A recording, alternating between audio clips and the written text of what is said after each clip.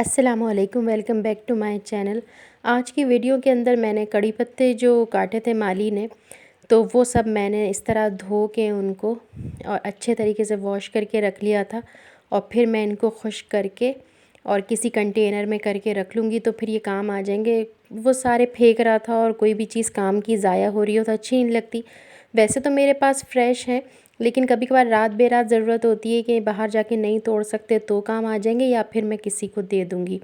तो बस सिंपली सा इनको अच्छे से धो दिया, क्योंकि इसके ऊपर डस्ट बहुत होती है। और धो के आप इसको अखबार पे या मलमल के कपड़े पे फैला दें, एक दिन के अंदर ही ये बिल्कुल सूख जाते हैं और आसानी से अलग हो जाते हैं। और उसके बाद फिर आप इसको किसी भी चीज़ में करके रख लें, और फ्रिज में भी रख सकते हैं और वैसे भी रख सकते हैं, तो ये काम आ जाते हैं। तो बस आज का दिन तो बस कुछ ऐसे ही गुज़रा मसरूफ़ कामों के दरमियान। फिर दोपहर का खाना बनाने लगी, तो उसके लिए मैंने छोले पुलाव चढ़ाया था। छोले पुलाव, चना पुलाव, इसकी रेसिपी मैंने पूरी तरीके से शेयर नहीं की है, क्योंकि ऑलरेडी मैं अपने चैनल पे इसकी कंप्लीट रेसिपी जो है वो दे चुकी हूँ। मैं 1 पॉट चना पुलाव बनाती हूँ प्रेशर कुकर में, और बहुत आसानी से और बहुत जल्दी बन जाता है। और अगर छोले आपने या चने पहले से ही बॉईल करके फ्रीज़र में रखे हुए हों तो फिर, और उमूमन मैं रखती भी हूँ, ताकि ये कि अगर कभी इन केस ऑफ इमरजेंसी बहुत जल्दी में कुछ बनाना हो, तो फिर सबसे ज़्यादा टाइम कंज्यूमिंग उसमें चनों का और छोलों का भिगोना और उबालना ही होता है।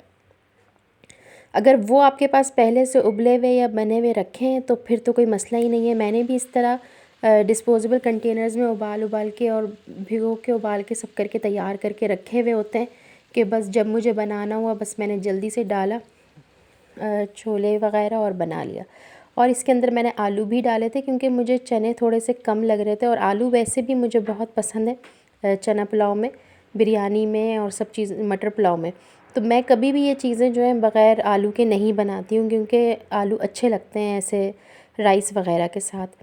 लेकिन आज तो मेरा डालने का ख़ास मकसद ये था कि मैंने ज़रा ज़्यादा ही डाले, क्योंकि छोले मुझे कम लग रहे थे, और सब हम लोग 4 अफराद हैं घर में, तो सबके लिए कंप्लीट खाना तो बनाना ही था। वैसे भी मैं 1 प्लेट 1.5 प्लेट ज़रा ज़्यादा ही बनाती हूँ, मेरी आदत है।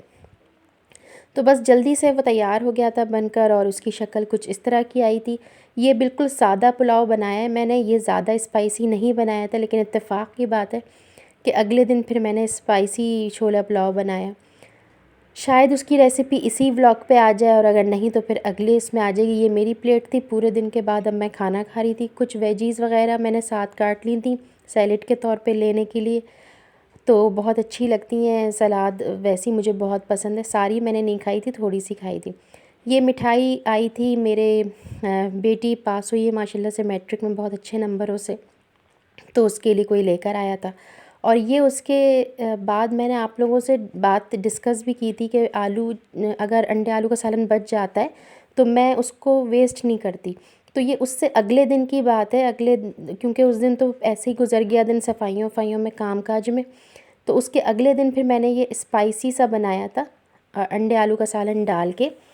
और हाँ, मैंने आपसे ये बात डिस्कस भी की थी कि मैं उसको कभी वेस्ट नहीं करती, उसको यूटिलाइज़ कर लेती हूँ। और उसके साथ मैंने बहुत ही ज़बरदस्त सा ग्रीन रायता बनाया था, और वो क्योंकि स्पाइसी बना था, क्योंकि उससे पहले हमारे यहाँ जब छोले पुलाव बना था तो वो बहुत सादा बना था, तो बच्चों को सादा नहीं अच्छा लगता, तो वो मियाँ की पसंद देखो तो बच्चों की रह जाती। तो इस दफ़ा मैंने बच्चों की पसंद के हिसाब से काफ़ी स्पाइसी कड़ी पत्ते वग़ैरह डाल के और बहुत ही ज़बरदस्त सी 1 पॉट बिरयानी बनाई थी मीटलेस।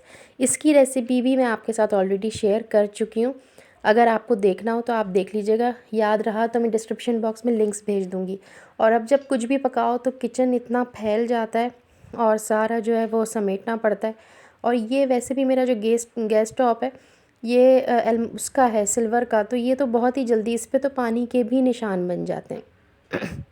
और कुछ भी पकाओ तो उसकी छींटें भी आ जाती हैं पूरे किचन वगैरह में। और बर्तन का तो माशाल्लाह बर्तनों में तो बड़ी ही बरकत होती है। जब बर्तन धो फिर इतने जमा हो जाते हैं, आप कुछ पकाओ या कुछ भी करो, क्योंकि हमारे यहाँ बर्तन वैसे भी हर कोई अलग अलग प्लेट में खाता है, हर कोई अलग अलग चमचा लेता है, हर चीज़ के लिए अलग अलग चमचा लेता है। फिर वो कुछ खाना वाना पकाओ तो उसमें भी काफ़ी सारा टाइम वेस्ट होता है। फिर वो अगली मॉर्निंग हो गई, और मॉर्निंग तो वैसे भी हमारा सफाई का टाइम होता है। तो आज तो कुछ ज़्यादा ही तफसीली सफाई की, क्योंकि उससे पहले वाला दिन भी हमारा सफाई में ही गुजरा था। मगर उसकी वीडियोस मैंने नहीं बनाई थी क्योंकि मेरी हेल्पर्स भी मेरे साथ थी, तो फिर उनकी प्राइवेसी वो होती, तो मैंने उसकी वीडियोस नहीं बनाई। लेकिन अभी ये मैं ख़ुद ही जाले साफ़ कर रही थी, ये लंबी झाड़ू लेकर आई थी, तो इससे ना बहुत अच्छे, और ये बिल्कुल नई है, और इससे ना बहुत अच्छे जाले साफ़ हो जाते हैं। बल्कि सिर्फ जाले नहीं साफ़ करती मैं, इससे ये पूरी दीवारें हैं ना, ये दीवारें पूरी दीवारों पे आहिस्ता आहिस्ता इसको इस तरह फैलाती हूँ ना, तो इस तरह पूरी दीवारें साफ़ हो जाती हैं। ये दिखने में बड़ी भले साफ़ लग रही हूँ ये, लेकिन ये बिल्कुल साफ़ नहीं होती, इस पर मिट्टी होती है। अगर आप कपड़ा फेरें या झाड़ू फेरें तो आपको पता चलेगा। और फिर सारा फर्नीचर ऐसा हो गया जैसे पूरे पे पाउडर छिड़क दिया, वो सारी मिट्टी सारी, और वो जो झाड़ू में से निकलता है वो सब पूरे फर्नीचर पे आ गया। और फिर मैंने सारा फर्नीचर भी साफ़ करा, झाड़ू पोछा भी हुआ। तो इस तरह आज का पूरा दिन सुबह से लेकर दोपहर तक हमारी सफाइयों में ही गुजर गया। हर घरेलू हाउसवाइफ का यही काम होता है, होम मेकर का। हम लोगों को पूरा दिन ही घर में, किचन में, कभी कपड़े धोने में इसमें लग जाता है। तो काम तो हमारे वही होते हैं, लेकिन एक दूसरे को देख के हमें इनकरेजमेंट मिलती है।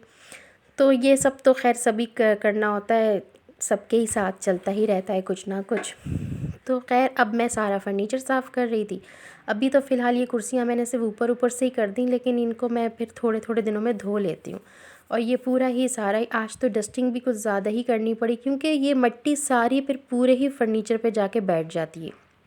और फिर जो भी चीज़ साफ़ नहीं करो तो लगता है कि बस यही गंदा है। और ऐसा हो ही नहीं सकता कि मैं सफाई कर रही हूँ तो कोई चीज़ मेरे हाथ से रह जाए। साथ साथ मैंने मशीन भी लगा दी थी, और ऑलमोस्ट जो है मशीन चल चुकी थी। अब कपड़े सिर्फ स्पिन हो रहे थे, पानी बिल्कुल साफ़ एंड आखिरी पानी साफ़ सुथरा निकल रहा था।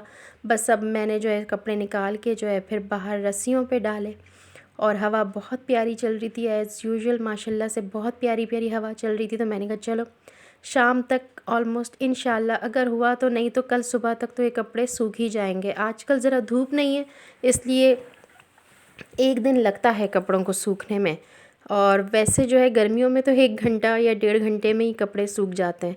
और कपड़े धोने से मैं इसीलिए फ़ारिग हो गई थी, मुझे पता था पानी आने वाला है, हमारे यहाँ पानी आता है, तो हमें अपना पानी जो है वो सेव करके रखना पड़ता है। और पानी के आने से पहले पहले हमें जो हमारे पास जमा हुआ पानी होता है उससे हमें अपना काम करके, और फिर जब फ्रेश पानी आता है तो फिर वो हम सारा पानी जो है वो फिर अगले दिन के लिए, अगले दिन या अगले 2 दिन के लिए हम सेव करके रख लेते हैं। तो हमारे यहाँ अपार्टमेंट्स में और सोसाइटी में ऐसा ही प्रोसीजर है। आप लोगों का क्या है वो भी आप लोग डिस्कस करिएगा।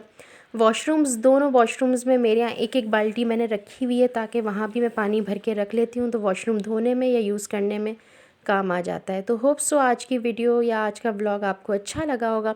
तो अगर अच्छा लगा हो तो लाइक ज़रूर करिएगा, हमारे साथ ऐसे ही जुड़े रहिएगा। ये आपका और हमारा सबका चैनल है, तो सब्सक्राइब नहीं किया तो प्लीज़ कर लीजिए। फिर मिलेंगे, अल्लाह हाफिज़।